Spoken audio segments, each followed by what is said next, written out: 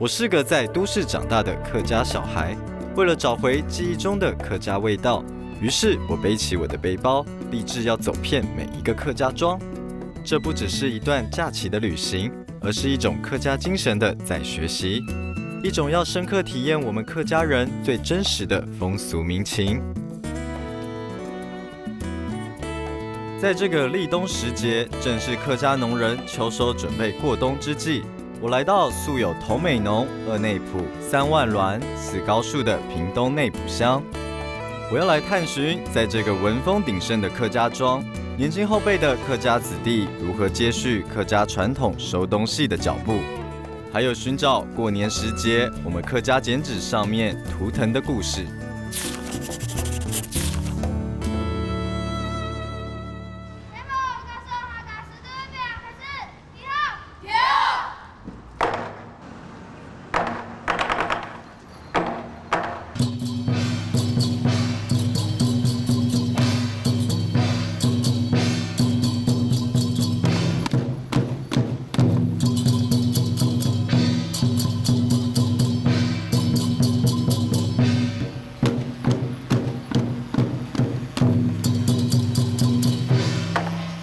哇！小朋友，你们刚刚表现得好棒哦！你们刚刚表演的是什么啊？哈嘎斯。哈嘎斯？什么是哈嘎斯？文景长。老师你好，你好，你好。内埔国小来，谢谢。你好，你好。我想问一下，刚刚这个表演是哈嘎斯，哈嘎斯是什么？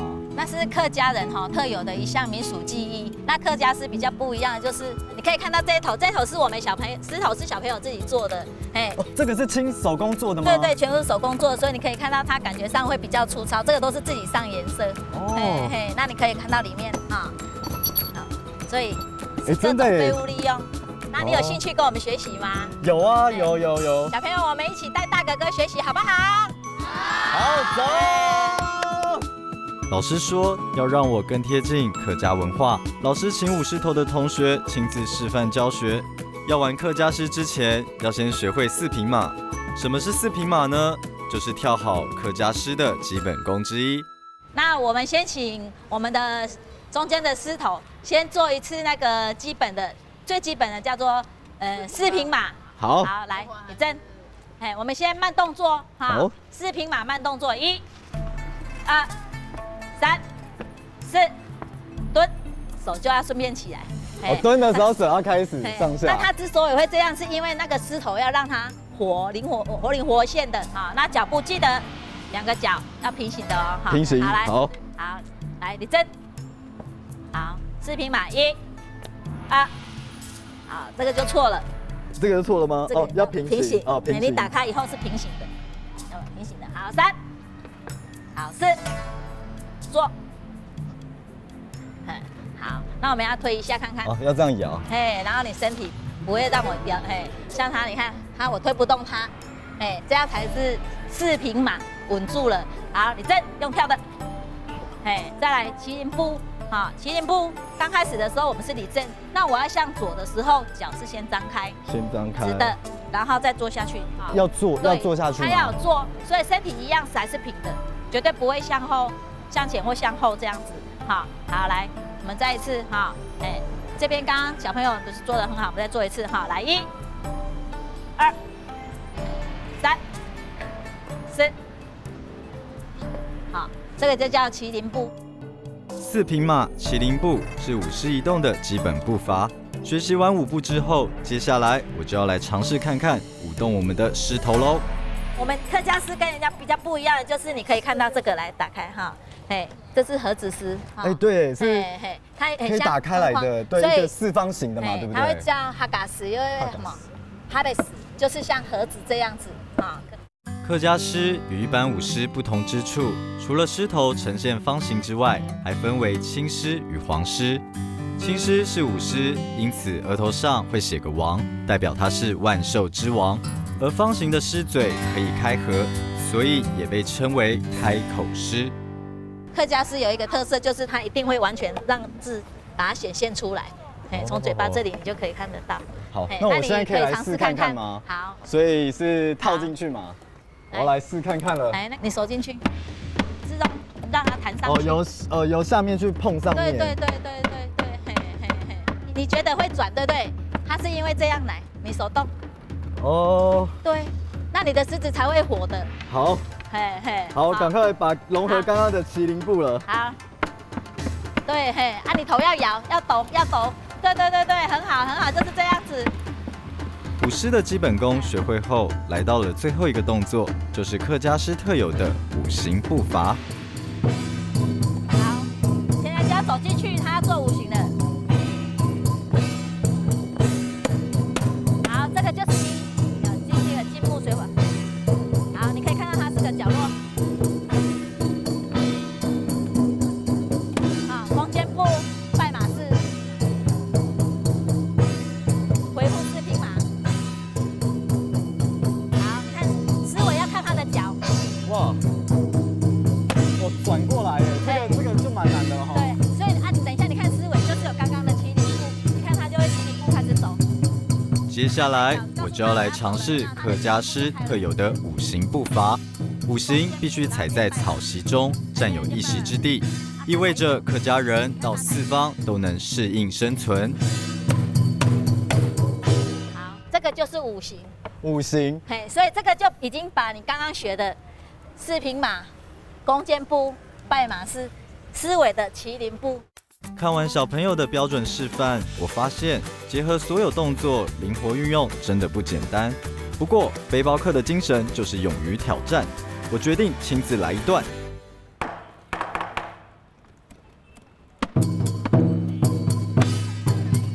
要摇，你可以从嘴巴偷看，嘴巴合起来，不可以一直开着。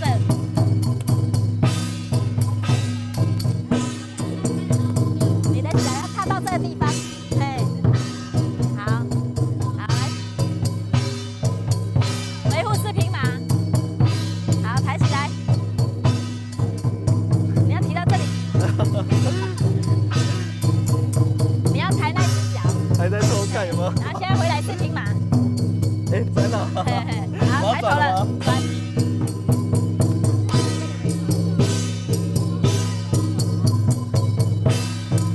抬这只脚哦，抬这只脚，告诉思维你要转了。好。看似简单，跳起来却完全不是那回事。我的客家舞狮初体验，却把困在狮头里的我搞得天南地北，弄不清楚方向。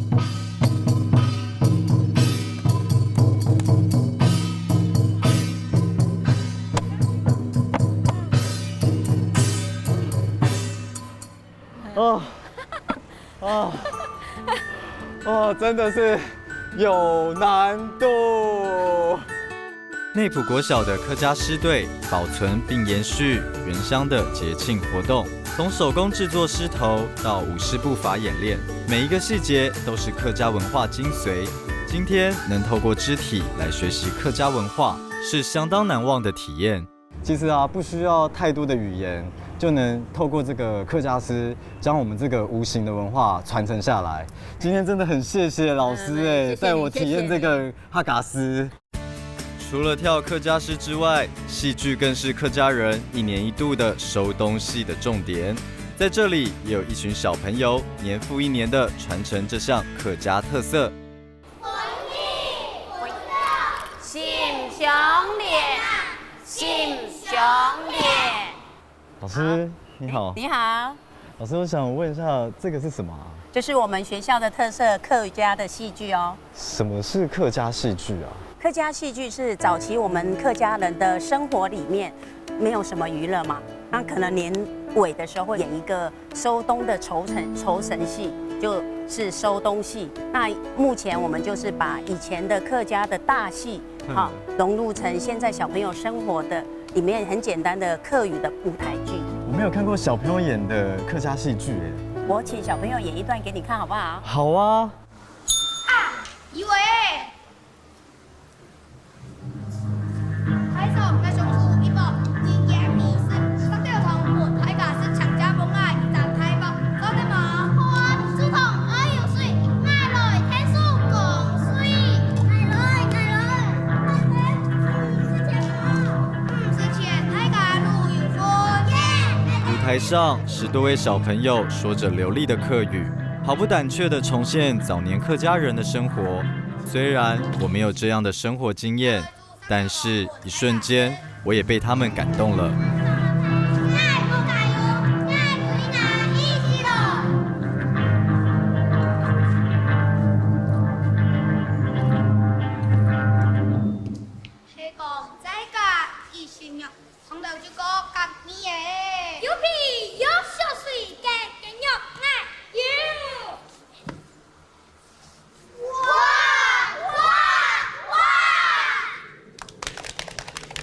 老师说，这出客家戏剧的主题是分享，想要传达的是客家人对自己要求勤俭，但对他人却是乐于分享。我也想和老师同学们学学分享的精神。老师，我想跟你学那个分享才快乐的客语。好，分享让快乐。分享让快乐。小朋友，我们一起教哥哥好不好？好。好。分享让快乐，一起来。分享让快乐。分享让快乐。分享让快乐。来。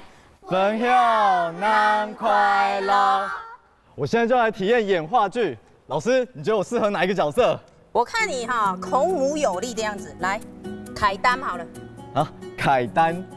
丹哦，凯丹哦，这个就是凯丹。凯丹。对。好，所以老师，我现在这个是我们的扁担。单管。对。好，这个要朝上。那我还是请专业的来了，来，鸡饭过来哈。好，这是我们演鸡饭的小朋友。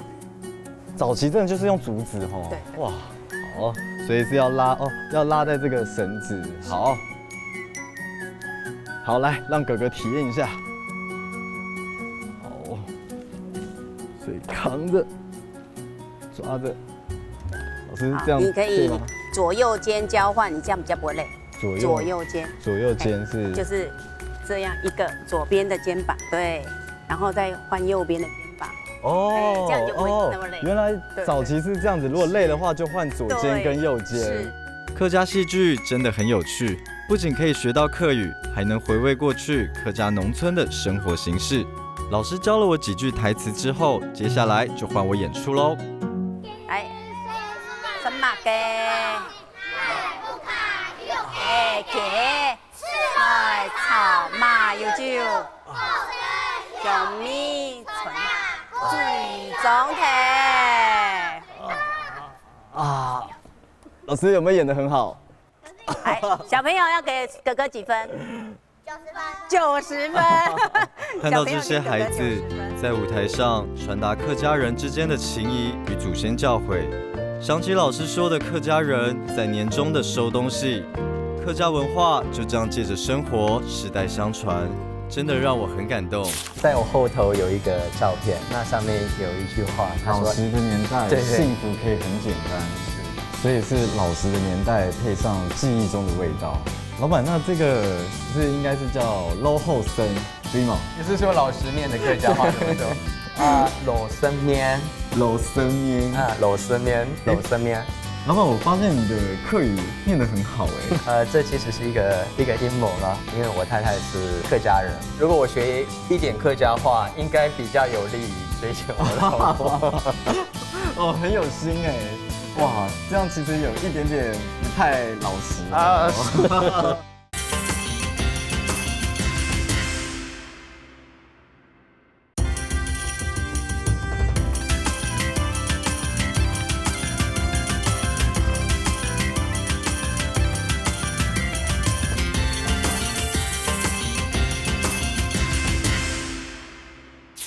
连续体验了舞狮与戏剧，消耗了不少体力，肚子也饿了。我也听到客家庄美食叫我的声音。咦，前面有家风格怀旧、名称奇特的面店，让我过去瞧瞧。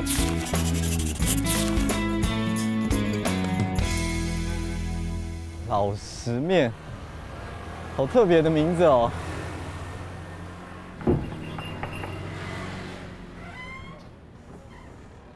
哇！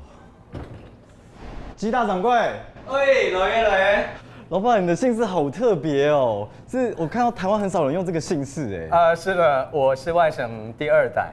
那这个姬姓呢，是其实中国很古老的姓，像皇帝、周公、周朝、文王、武王，他们都姓姬。哦，所以他算是古代贵族的姓氏。那个时候是贵族，没错。哎，对，老板，我好想赶快吃那个你们的老实面哦。好啊，好啊，来，带我去，找个舒服的位置坐吧。原来姬是以前贵族的姓氏，真的很少见。不过老实面店的怀旧摆设却是那样的朴实、平易近人。我想老实面一定也是传统的客家风味。嗨，你的面来了。谢谢姬老板。不会，姬老板，这个就是老实面。是的，这是我们的老实面，尝尝看，这是手工客家板条。好，那我就赶快来吃了，好香哦。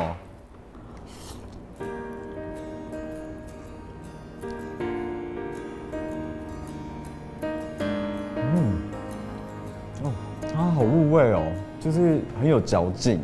那个口感非常好哎，简单的这种调味料，可是吃出来的那感觉是那种我以前的怀旧的那种味道。是吗？太好了。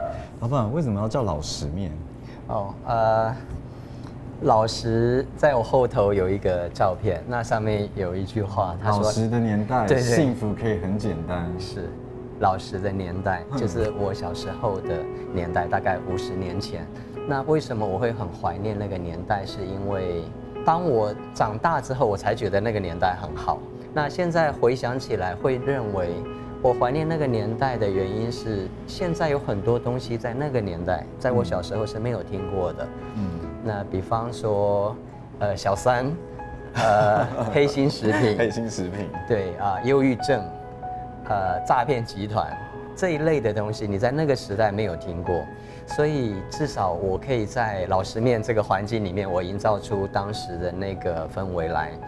那我在客家村这里，我感受到客家人的一种勤奋还有好客的精神，所以我尽量在我们所提供的这个餐点上，就是恢复到一个单纯的，我们的调味也是一个简单的调味，可是可以吃得出来一种客家人待客人的那种精神跟态度来。哇，所以是老实的年代配上记忆中的味道。老板，那这个应该是叫老后生，对吗？也是说老实面的客家话怎么说？老生面，老生面老生面，老生面，错，老生面。老板，我发现你的客语念得很好哎，是为什么？这其实是一个阴谋啦。阴谋讲得这么可怕？因为爱上了我太太那个时候，那因为我太太是客家人，是万峦的客家人。我不只要考虑到我太太的感受，我其实比较关心的是我太太的长辈他们会不会接纳我。那所以我觉得，如果我学一点客家话，应该比较有利于追求我老婆。哦，很有心哎，哇，这样其实有一点点不太老实哦。反谁，请反谁。爱情的力量真是伟大，也正因为这个力量，我今天才能见到这个跨越不同文化的幸福。老板娘你好。你好，欢迎你。你好，你好，老板娘，我刚刚有听到那个季老板有说一下你们之间的小故事了，所以那个老板的客语都是老板娘教的吗？没有，他自己在娶我之前他就已经。我偷学。哦，你是在追老板娘之前先把它学好，然后再来追老板娘，哇，所以很感人吧？真的很感人哎，老板好有心哦。老板娘，我想问一下，就是其实做菜是一个学问。就是调味料的多寡，或是配菜的问题，或是面的生熟度啊，这些，就是老板跟老板娘当初在开这个面店的时候，会不会有理念上不一样的地方？有很多不一样，但是因为他是外省的，所以他很重面，但是每一次我要想念我要吃的面帕板，我就必须跑回去万峦，所以。我一直跟他讲，一定要试看看来卖面帕板，因为他没有吃过那种。我吃面，我没有吃过板条。所以后来我一直跟他讲，这里大部分都是客家人啊，每一次他们想要吃板条，我们这里都没有，所以我就想，那好不好？那我们就去努力的找，就找到一家味道跟我小时候很像的，然后我就不用跑回万峦，我就自己卖，自己可以吃。听到老板娘为了吃面趴板还得跑回娘家吃，不禁好奇这个面趴板究竟有什么魔力？老板娘你在煮什么啊？面趴板。面趴板哦，我知道板条。对，手工的。哦，这是你们自己手工制作的。是。哇，这颜色好亮哦。老板，你们自己有手工面趴板哦？对，我们这附近有一个第2代的，4点就起来，一片一片用米下去磨，然后蒸出来的板条。哦，连磨都是自己手工。是，然后用一个灶，很大的灶，是烧木材的。有啊，这样闻就好香哦。哇，老板娘，我刚刚是吃那个肉盛面，我想要可不可以体验一下怎么做啊？可以啊。所以先塞面条。对，煮面之前要先下水洗面，这是老板娘多年来的习惯。她说，因为小时候在客庄长大，妈妈都是这样煮面食的，面汤才不会因此而混浊，这是对吃面的人的一种尊重，所以造就了老板娘的这份坚持。就是老板，你们食材是有比较不一样的地方？有，因为我们请那个制面厂，他用比较厚的面，所以我们的面只有一种，没有别的选择。难怪刚刚吃起来很 Q， 很有嚼劲。然后我们就是用最原始的味道，尽量把面的那种 Q 度还有香气呈现出来，所以不加任何其他很多的过多的调味料。它开始变了，有就是变比较蓬松，它有在吸那个水分了，是，所以表示它已经煮到里头了。有，我现在就已经闻到那个面的香味了，好香哦。然后我们就可以加一点菜。好，我来。这样。还有韭菜。韭菜。OK， 好，拿碗。好棒哦。可以来上班了。好，我每天来帮老板娘，好不好？好，我知道起来一定要有个动作，就是这样子，甩干，对不对？以前看到这个动作，我好喜欢哦。不要那么粗鲁，这样子是这样子，不是这样子。我拿反了。前后嘛，对不对？然后扣下来。真是隔行如隔山，连把面沥干都有学问在。幸好我的粗手粗脚没有毁了老板娘的面。老板娘说要温柔一点，好，温柔的拌，不错哦，双手并用了哈。再撒点葱花，就完成了。肉盛面，新后盛。姬老板用旧时光的小东西，细心装点老式面店。店内的食材也坚持天然手工制作，他不做美食，只做好食的理念，让客人吃过还想再来。姬老板，我好喜欢这个店里的那种怀旧氛围，而且很多小东西其实都算是古董哎。我心里住着一个小孩，那我非常怀念小时候那个整个环境，所以在开这个老食面的时候，我一开始就。我的态度就是，客人不只是一个顾客，所以我不会说欢迎光临，因为当一个好朋友或者那个亲戚来的时候来用餐，我们不会说这样的话。那我就当他们进来，我会说，溜来抽，狂来司马街，看你想要吃什么。那如果他们要走了，我会说让来撩哦，让来撩哦，再来做，再来玩。对，是这样的哦，所以就是不要用那个我们之前常听到的“谢谢光临，欢迎光临”来疏远了彼此之间的距离，就是把客人当成朋友。是的，好感动哦。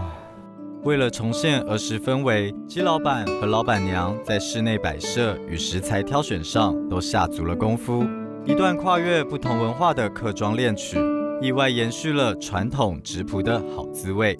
这个是我们客家人的妇人心中的一朵花，叫做心丁花。所有的这个花瓣里头都是一个祈求，然后一个盼望，什么东西都剪在这里面，而且要是婆婆剪的哦，不可以是别人剪的哦，哈，这是男丁，这是男丁，对对，如果是女生呢，马后，对不对？哦，就招财。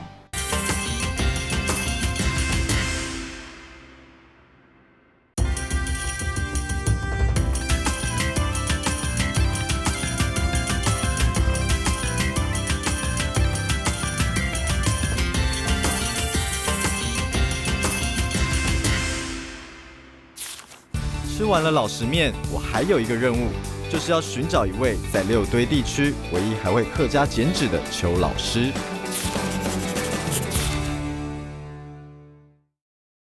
邱老师你好。嘿，你好。邱老师，我听说这里有一个即将快要失传的客家传统文化。嘿，就是客家剪纸，是不是？你是不是要问这个？对，客家剪纸，就是现在邱老师现在做的。对，就是这个。哇啊！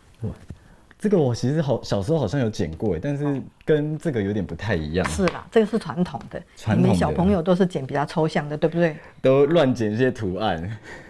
那邱老师可以教我剪一些那个客家剪纸的图案吗？可以啊。好啊。好，那你坐下来，来这张纸给你，然后一支剪刀给你。哇，这个剪刀好原始哦。对，这是最古朴的。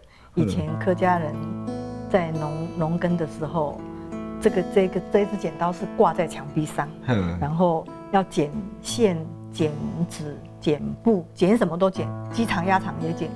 所以等到需要用剪纸，过年的时候就拿下来剪纸。哦，所以客家剪纸是要专门用这个剪刀，不能用其他的剪刀或是雕刻什么的。没有，一直以来都是只有这支还是改良的很好的哦，没有生锈，对不对？它是生锈的，然后很大支哦，他们还是很厉害，很会剪。客家剪纸有个特色，好，你把剪刀放下，对角折，对角折，然后再一次。客家人崇尚自然，剪纸一定得从八卦折起。春花的剪法是对角折出6个面相后，依据春的字样构图，下刀剪出比例和谐的作品。之后可依据自己内心想祈求的愿望，将象征的图案剪在纸上，向上天祈福。空白的地方，对不对？对，这个就是要你想祈求什么，你想感谢什么，你就把它剪在这里。好，比如说我希望今年开桃花。哦，可以这样子吗？可以哦，好，那你赶快教我。对，桃花是要怎么剪？这是叶子，兰花的叶子哈，然后再来剪一个含苞的。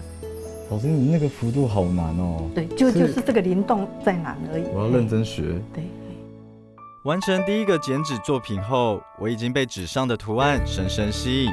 我很好奇客家文化究竟如何透过剪纸来呈现。我想赶快请教邱老师关于客家剪纸里面的文化内涵。老师，像那个刚刚你有说，就是客家剪纸，不一样的地方是有那个三折，还有其他特色不一样的地方。实际上，除了剪以外，除了折纸以外，它最大的特点是它有图腾。这些呢是最基本的，最基本的图腾。好，比如说结好缘啊，天丁啊，双爱心啦，福菜啦，蝙蝠啦，好，它还有鹿角啦。这是八公，客家人最敬重的就是伯公。伯公，对，客家人叫八公，田头八公，田迷八公。那就是他们的神子，就是客家人我们的神子。然后这是日月星辰，这就是你说的春花了。哦，对，我看到，所以是不需要那个语言就可以把那个呈现出细腻的情感。对，都用图腾来表示这个是什么样的境地。哦，所以老师是不是等于是说把心中祈求的、期盼的、感恩的、感谢的，全部都透过这个客家剪纸，然后传达到天上这样。对，因为它是贴在那个门上面，门梁上面，然后风一吹，它就飘动了。那飘动的时候，就把它里头的所有的祈求啦、感谢啦，还有所有的就是剪出来的表示文字的东西，统统飘到天上去了。意思就是这样子。那个画面很美耶。是，这个八卦的意思就是说，我们早期的我们客家人在山上开垦，然后就会有很多意外啊，然后有一些不可抗拒的灾难，对不对？他意思就是说，那一些好兄弟啦，或者是动物啦，你们到我们家来玩没有关系，但是呢，就不要进了我们这个门，不要来骚扰我们的意思。哦，也是有保平安的意思。对。哇，其实客家剪纸很有意思的是，就是它透过很多小图案，然后来去象征很多的意义跟意境。对。然后最特别的地方是，它就是很简单的一张红纸，然后一把剪刀就能就能呈现这么棒的艺术这样。对。邱老师，我一直有一个问题，就是为什么不一开始就让我挑战这个？这一张哈。对。这一张是有一点还没有学会走路就想要跑，不过没有关系啦，你勇气可嘉，我们就来学看看，挑战一下好了。邱老师一直不让我挑战，我背包客精神就一定要挑战。邱老师，你就成全我的愿望吧。好吧，来。在了解客家图腾丰富多元的意义后，激发我创作的欲望。我想在纸上剪出更多的图案，从创作中细细体会客家文化。比如说，我们来剪一条鱼好了啦。客家人有一个很大的那个机会，就是鱼要剪有一个气泡，它才是活的。然后呢，剪尾巴，还是有鱼的样子出来了。有吗？有啊。然后这边我们可以剪什么呢？剪蝙蝠好了。蝙蝠好啊，蝙蝠一般我们一定都会剪。这个爪呢要往里面，因为它是抓符，把符抓回来，抓起来。哦，它的含义是把符抓回来。对，抓符，哦，好特别。然后我们客家人有一个很大的那个特色，就是什么东西都要出头，要抬头，所以一定要剪一个头，不管是扣子，那富人家的扣子也要抬头，然后剪鹿角也要抬头。我要一个半圆进去，然后对，转一圈嘛。转一圈，对。转一圈。好，对。剪纸工艺博大精深，其困难真是超乎我的想象。经过一番努力与老师细心指导，终于完成我第2个作品。让我们来看看成果如何。那我们就可以把它打开，试试看。好期待哦！期待哦！我剪的第1个客家剪纸即将要问世了。哇！也很漂亮啦，很抽象啦。其实还蛮漂亮的耶。看。老师，这个艺术好美哦。是啊，客家剪纸就是有这么深的底蕴，所以让我一头栽下去以后就10几年了。10几年？对。那老师是怎么样突然会接触到这个客家剪纸？这个是我们村子里头一个耆老阿发狗，他前一阵子过世了。那他在大概17年17年以前，他中风了。那中风以后，就我们村子里头的年轻人就说要去学嘛，不然就会不见了。然后大家就大概30-40个人去学，学一学就全部铩羽而归了，因为实在是有一点难。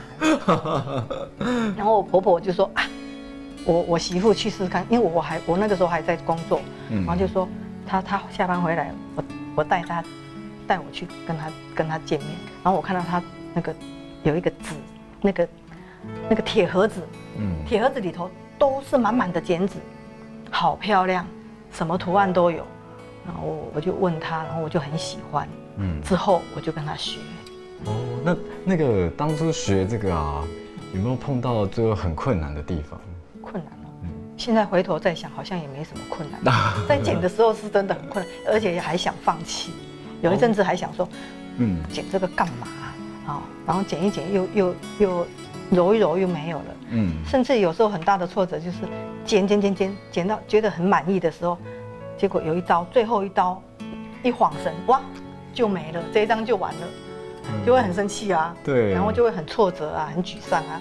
然后后来，学，竟然就越学就越喜欢，然后知道它的意思以后，然后又会更喜欢。它实在很含蓄，然后也很有内涵的一个艺术。老师为了延续客家文化，努力学习客家剪纸。虽然途中受挫，但越挫越勇，最后全心投入剪纸创作。这样的精神让我相当敬佩。接着，我想听老师说说他作品背后的故事。老师工作室好像摆了很多的作品，是每个作品都有不一样的故事吗？对呀，像我来介绍这一幅好了。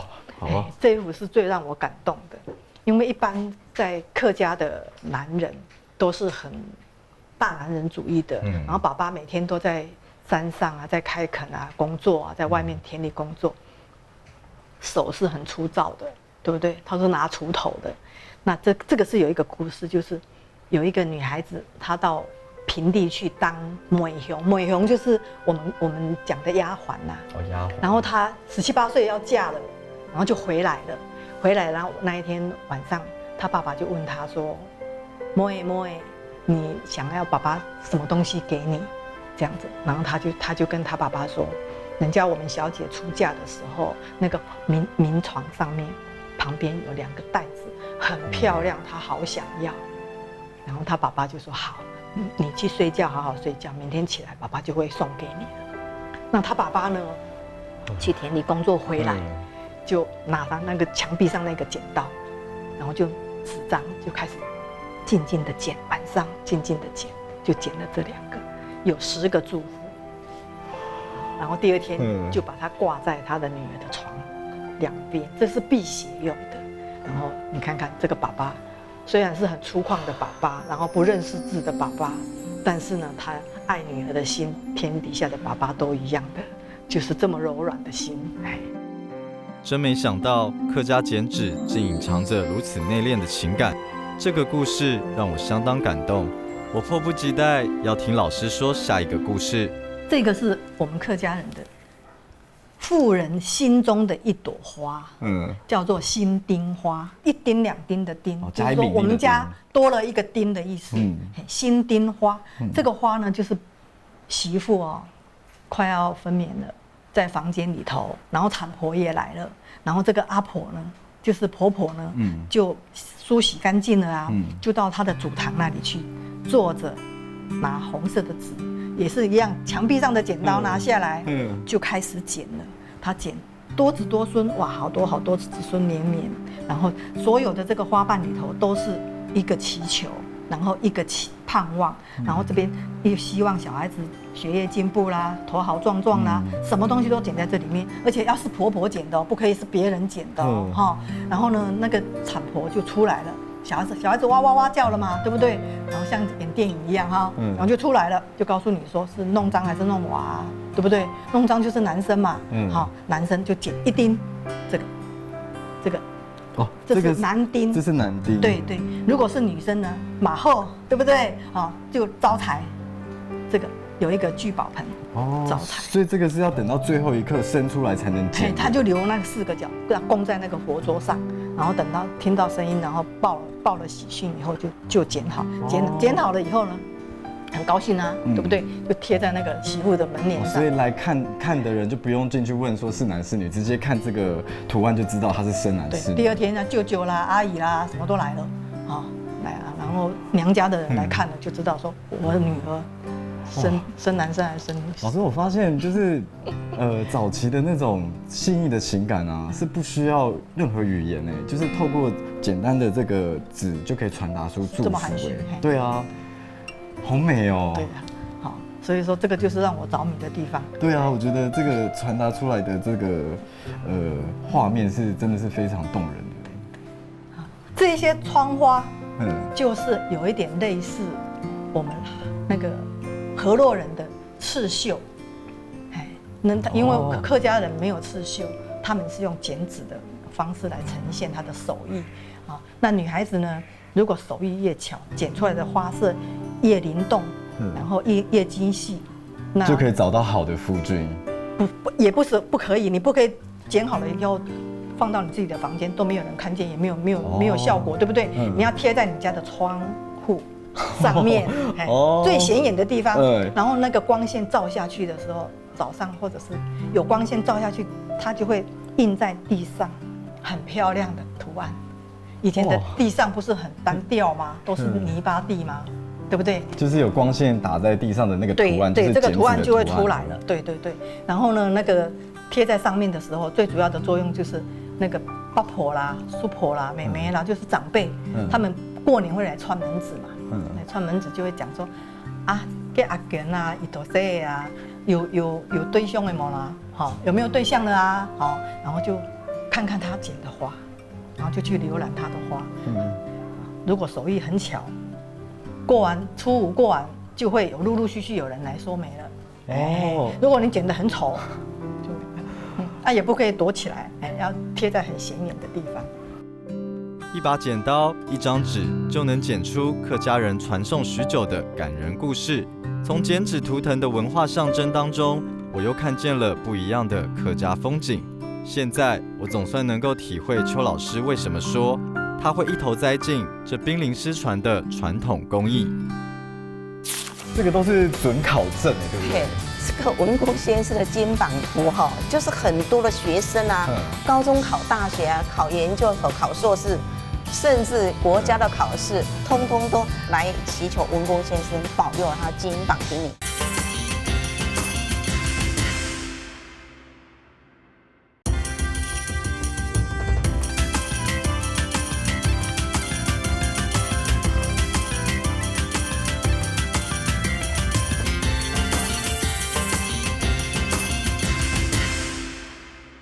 文豪苏轼曾赞誉韩文公文起8代之衰，道济天下之逆。由此可见，韩文公对儒家风范的重视。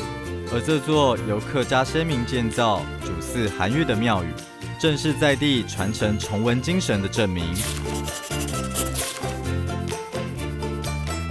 这里就是仓黎祠，是台湾少有祭拜唐宋8大家之首韩愈的庙宇，距今已经有200年的历史了。早期我们客家祖先迁移来台湾时，为了怀念其恩德，所以建造了这个仓黎祠来纪念他。由此就可以看得出我们客家祖先对于我们后代子弟读书的重视了，让我们后代子孙的心灵上能得到寄托，让学子们与书奋战的生活得以建立起希望和信心。为了更了解韩文公与客家人紧密相连的缘由，我们找到了熟知在地历史的徐丽香老师，为我们介绍韩文公的历史功绩，以及他深受客家人敬仰的原因。徐老师，韩文公对于我们客家人的影响是什么？文公先生啊，以前他是宪宗皇帝啊身边的大臣啊，因为在元和14年的时候啊，为了这个宪宗皇帝啊迎火鼓的事情而得罪了宪宗皇帝。文公先生啊，他是崇尚儒家思想，他认为说这个皇帝啊，他没有太多的闲的时间来管其他的事情，他应该把他的全心全意来治理国家大事，所以他就非常的坚持的来反对宪宗皇帝来迎火鼓，因为这样子而得罪了宪宗皇帝，所以被贬到潮州当刺史。当他呢文公先生呢，他都采足户的时间就是短短的8个月，他做了3件大事。徐老师说，韩文公为地方做的第一件事是写出祭鳄鱼文，感动上天，让鳄鱼回到河里，不再侵犯人民。第二件事推动解放奴婢，而最后一件事就是客家子弟感念韩文公的原因。影响我们客家人最大的就是在当地，因为那当地又贫穷又没有文化，所以呢，他又请了这个我们这边的赵德先生就现在这边请赵德先生到那边去教当地的人来读书。原来韩文公之所以被以诗书传家的客家人所尊崇，除了因为他的正直敢言之外，还有他对于教育的热心及重视。